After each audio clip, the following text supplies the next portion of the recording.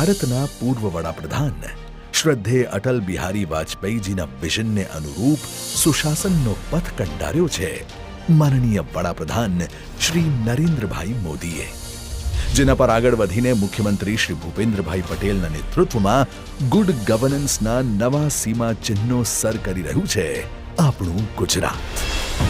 ગુજરાતના સમગ્ર વહીવટી તંત્રનું કેન્દ્ર એટલે ગાંધીનગરના નવા સચિવાલયમાં આવેલ સ્વર્ણિમ સંકુલ 1 અને તેમાં સ્થિત મુખ્યમંત્રી કાર્યાલય. સ્વાગત છે આપનું નવા રેનોવેટેડ સ્વર્ણિમ સંકુલમાં. ગુજરાતની કલા અને સંસ્કૃતિની ઝલક આપતી કૃતિઓ તમને ગર્વની અનુભૂતિ કરાવશે. સીએમઓનો કાર્ય મંત્ર છે કોન્સ્ટન્ટ લર્નિંગ. સીએમઓ ઓફિસર્સના વહીવટી કૌશલ્ય, જ્ઞાન અને નિર્ણય ક્ષમતા ઇમ્પ્રૂવ થતા રહે તે માટે મુખ્યમંત્રી શ્રીના માર્ગદર્શનમાં તાજેતરમાં જ આઈઆઈએમ અમદાવાદ ખાતે સોલ જેવી પ્રતિષ્ઠિત સંસ્થાના સહયોગથી ચિંતન શિબિરનું આયોજન કરવામાં આવ્યું હતું. તેવી જ રીતે ટીમ સીએમઓ માટે time management, decision making, communication જેવી 7 હેબિટ્સ અંગે ખાસ તાલીમ. આ કાર્યાલયમાં સ્વાગત ઓનલાઈન કાર્યક્રમ હેઠળ નાગરિકો મુખ્યમંત્રીશ્રીને રૂબરૂ મળીને પોતાની રજૂઆતો કરી શકે છે. 2 દાયકા પહેલા મોદીજીએ શરૂ કરેલ સ્વાગત ઓનલાઈન કાર્યક્રમ હેઠળ નાગરિકો મુખ્યમંત્રીશ્રીને રૂબરૂ મળીને પોતાની રજૂઆતો કરી શકે છે. આ પ્રણાલીને વધુ ઝડપી અને અસરકારક બનાવવા માટે મુખ્યમંત્રીશ્રીના માર્ગદર્શનમાં વિકસાવવામાં આવી છે સ્વાગત 2.0 ઓટો એસ્કેલેશન મેટ્રિક સિસ્ટમ અને સ્વાગત મોબાઈલ એપ્લિકેશન. વધુમાં સામાન્ય નાગરિક દ્વારા આવતી ટપાલના રૂપમાં મળેલી ફરિયાદો પણ એડમિન યુનિટની રજિસ્ટ્રી શાખા દ્વારા એસ્કેલેશન મેટ્રિક્સમાં દાખલ કરવાની પ્રક્રિયા શરૂ કરવામાં આવી છે, જેથી તેનો ઝડપી અને સચોટ નિકાલ કરી શકાય. મુખ્યમંત્રીશ્રીને મળવા આવતા નાગરિકોને અગવડ ન પડે અને તેમનું કામ સરળતાથી થાય તે માટે કાર્યાલયમાં ખાસ વિઝિટર મેનેજમેન્ટ સિસ્ટમ તૈયાર કરવામાં આવી છે.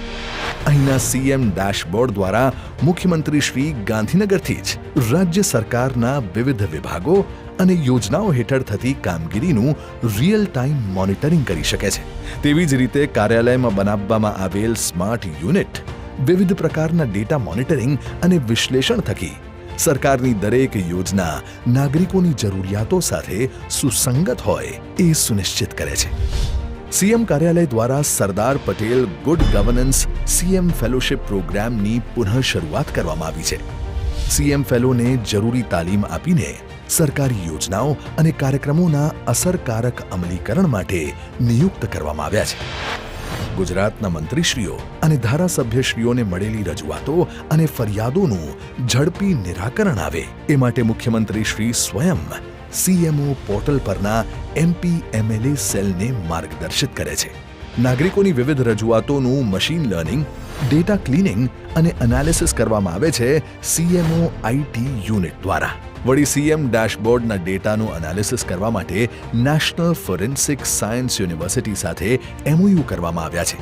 તેવી જ રીતે વાધવાની ફાઉન્ડેશન સાથે એમઓયુ કરીને સીએમ ડેશબોર્ડના ડેટાનું ક્લીનિંગ તથા વિવિધ વિભાગોને તાલીમબદ્ધ કરીને ડેટા વેરિફિકેશનની પ્રક્રિયાનું સંપૂર્ણ એનાલિસિસ કરવામાં આવ્યું છે. સુશાસનમાં સંવેદનશીલતાનું સમન્વય પણ કર્યો છે મુખ્યમંત્રી કાર્યાલયે. રાજ્યના આર્થિક રીતે નબળા પરિવારોમાં અતિ ગંભીર અને અતિ ખર્ચાળ બીમારી આવી પડે તેવા વિશેષ સંજોગોમાં સીએમ રિલીફ ફંડમાંથી પૂરી સંવેદના સાથે સારવાર સહાય આપવામાં આવે છે. માનનીય મોદીજીએ મુખ્યમંત્રી તરીકે તેઓને મળેલી તમામ ભેટ સોગાદોની હરાજી કરીને તેની આવક કન્યા કેળવણી નિધિમાં આપવાની પરંપરાને આગળ વધારતા મુખ્યમંત્રી શ્રી ભૂપેન્દ્રભાઈ પટેલના માર્ગદર્શનમાં હવે હરાજીની પ્રક્રિયાને વધુ આધુનિક અને પારદર્શી બનાવીને ઈ ઓક્શનનો આયામ ઉમેરવામાં આવ્યો છે. CMO connect Gujarat.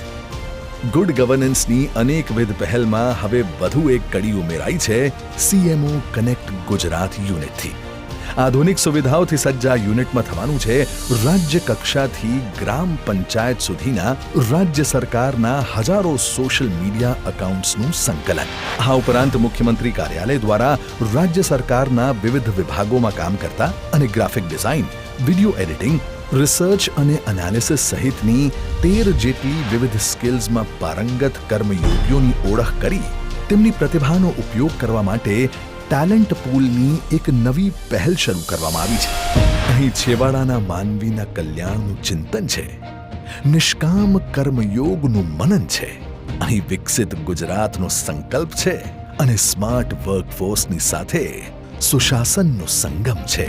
મુખ્યમંત્રી કાર્યાલય ગુજરાતના 6.5 કરોડ નાગરિકોની સેવામાં સદૈવ પ્રતિબદ્ધ.